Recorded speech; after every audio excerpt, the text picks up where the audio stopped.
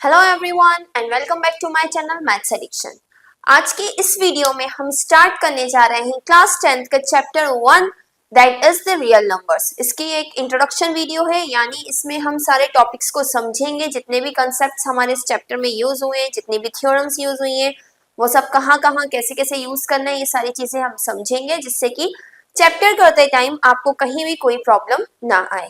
तो हम कौन कौन से टॉपिक्स आज समझने वाले हैं वो सारे मैंने यहाँ लिख दिए हैं। इनमें से काफी सारे ऐसे टॉपिक्स होंगे जो आपने पुरानी क्लासेस में भी पढ़े हुए होंगे, बट 2-2 मिनट में उन सबको एक्सप्लेन कर दूंगी ताकि आपका कोई कंफ्यूजन क्वेश्चंस में जाके ना आए। तो चलिए स्टार्ट करते हैं। सबसे पहला जो क्वेश्चन आता है कि रियल नंबर्स क्या है, उसके अलावा और क्या क्या नंबर्स होते हैं, जैसे natural number, whole number, rational number, irrational numbers, prime number, composite number. इस चैप्टर के लिए आपको ये सब पता होने चाहिए। तो मैं सबसे पहले स्टार्ट कर रही हूँ नेचुरल नंबर से। नेचुरल नंबर्स कौन से होते हैं? वो नंबर्स जो हम बचपन से काउंटिंग पढ़ते हुए आते थे ना, 1 2 3 4 5 6 7 8, ठीक है, जो हम नेचर में चीजें होती हैं उनको काउंट करते हैं। तो जब भी हम चीज काउंट करते हैं, कहाँ से स्टार्ट करते हैं हम अपनी काउंटिंग? 1 से, और सिंपली 1 2 3 4 5 6 7 8 अप टू इंफिनिटी तक। तो ये होते हैं नेचुरल नंबर्स। इसके बाद जो आते हैं वो होते हैं होल नंबर्स। होल नंबर्स क्या होते हैं?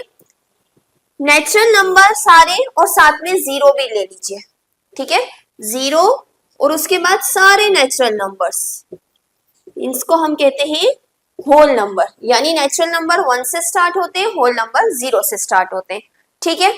एक और आता है, वो यहाँ में लिखना भूल गई, दैट इज इंटीजर्स।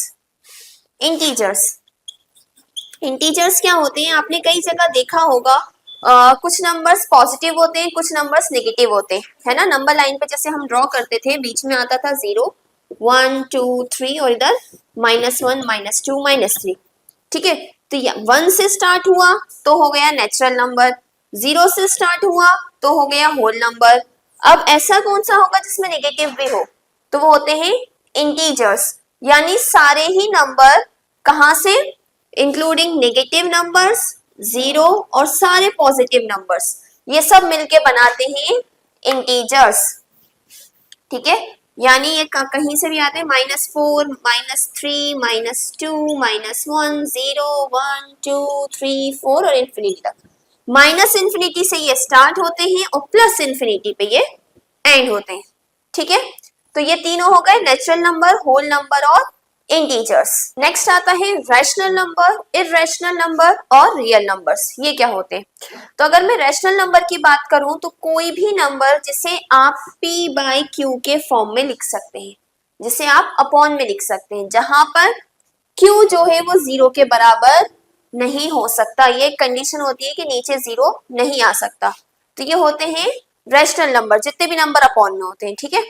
अब रैशनल नंबर्स की अगर हम बात करें, अगर कोई नंबर 2 ऐसे लिखा है 3/2, तो ये रैशनल नंबर है। 1/2 ये रैशनल नंबर है। 4/11 ये रैशनल नंबर है।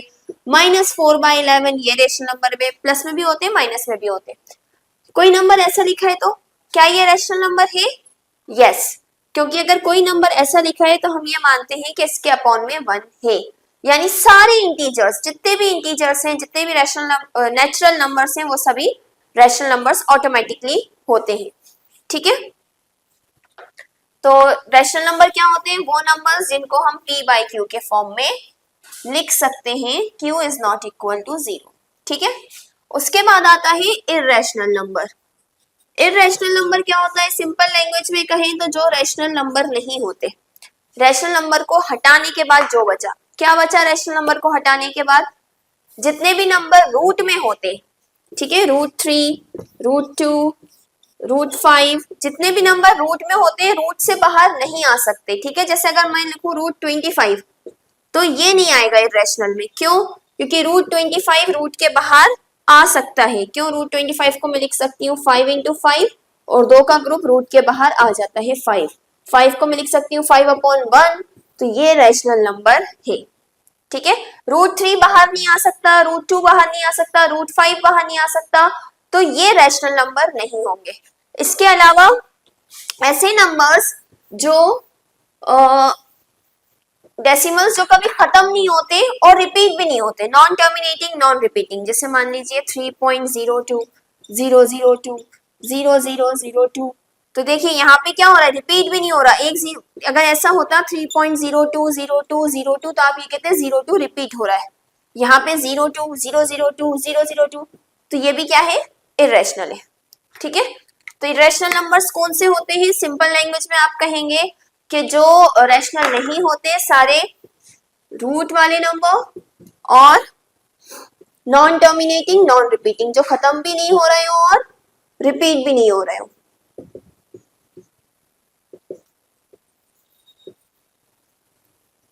नेक्स्ट आता है रियल नंबर्स। अब रियल नंबर्स क्या होते हैं,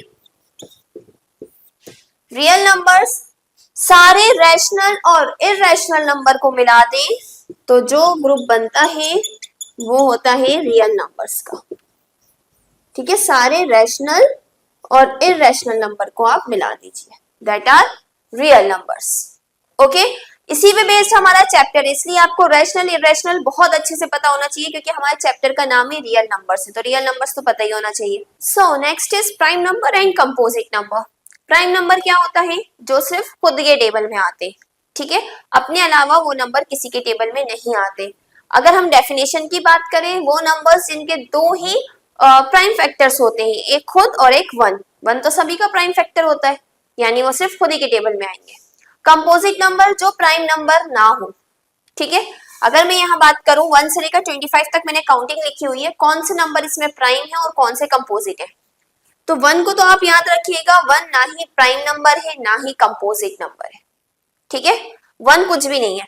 2 की अगर हम बात करें, 2 ऑब्वियसली पहला ही नंबर है ना जो टेबल वाला है, 2 किसी और के टेबल में आ ही नहीं सकता, तो 2 क्या हो गया, प्राइम। अब 2 के टेबल में जितने नंबर्स आते हैं वो सब कंपोजिट हो गए, यानी 4 6 8 10 12 14 16 18 20 22 24 ये सब कंपोजिट हो गए।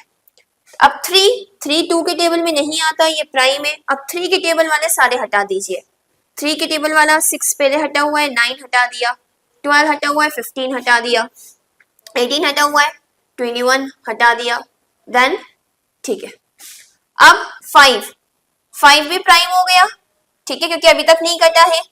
बाद वाले नंबर हम काटते जाएंगे, जो नहीं कटा वो प्राइम सर्कल करते जाइए। 5 अभी तक नहीं कटा है, 5 हो गया प्राइम, मतलब 5 इससे पहले किसी के टेबल में नहीं आता।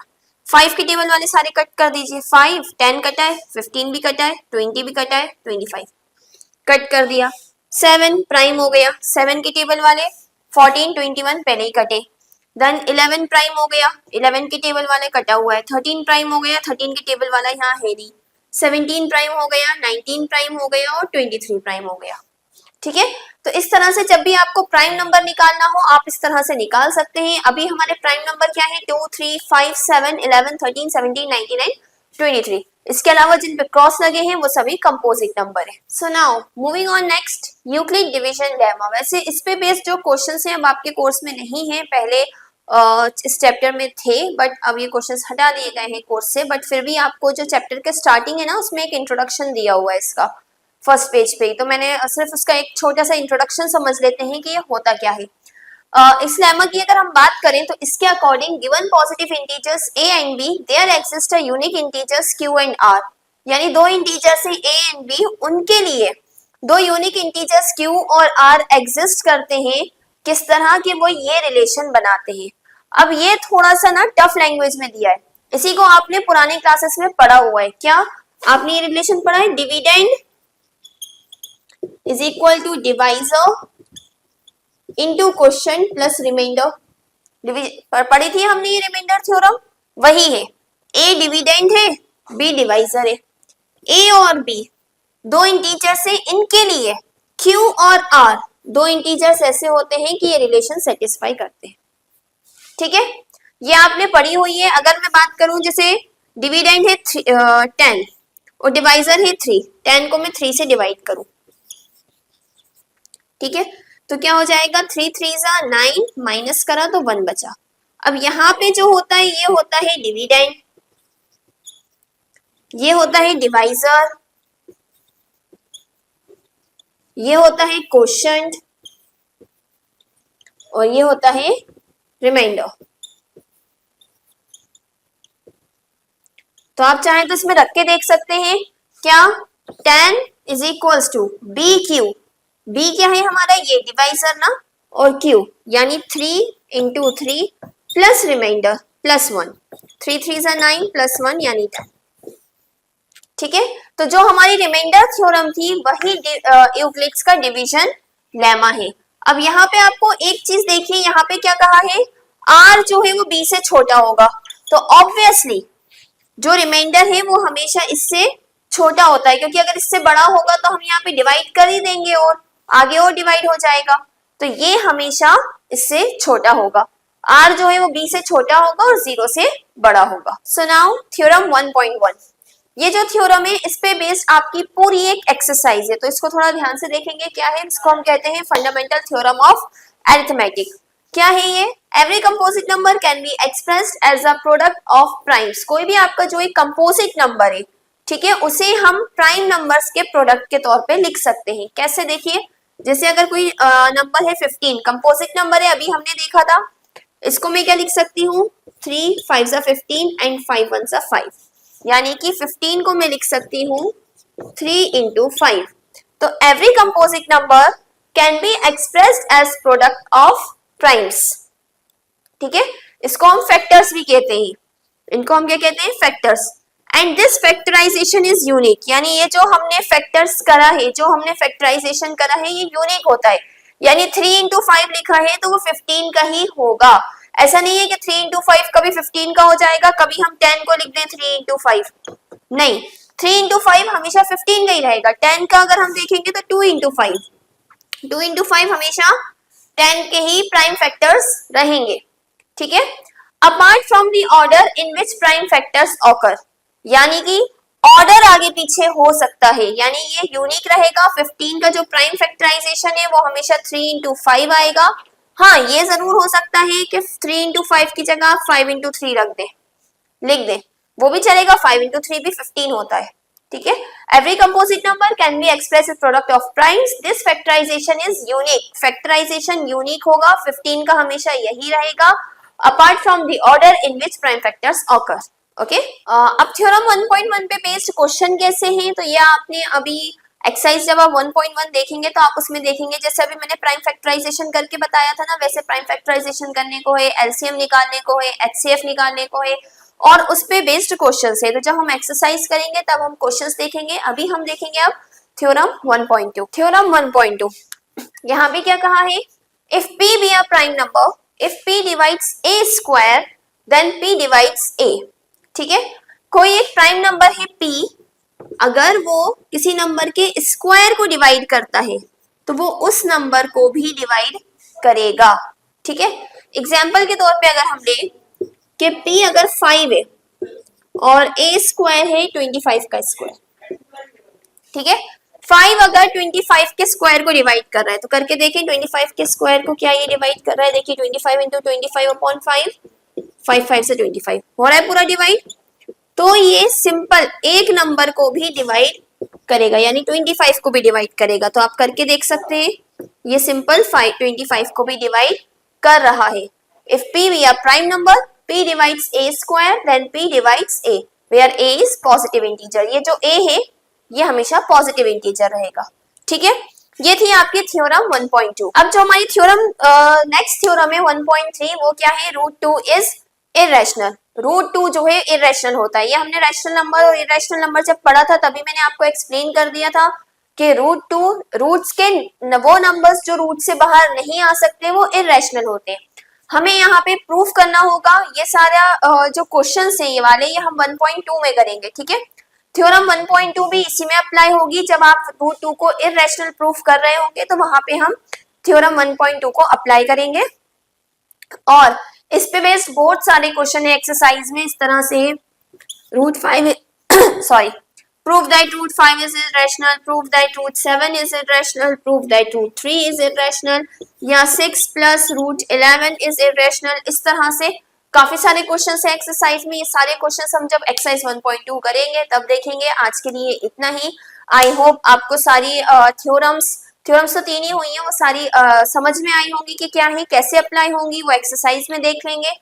ये सारे आपको जो कंसेप्ट हैं वो क्लियर हुए होंगे। आपको जो भी डाउट हो आप कमेंट सेक्शन में पूछ सकते हैं। इसी तरह की और वीडियोस के लिए please do like, share and subscribe to my channel. Thank you.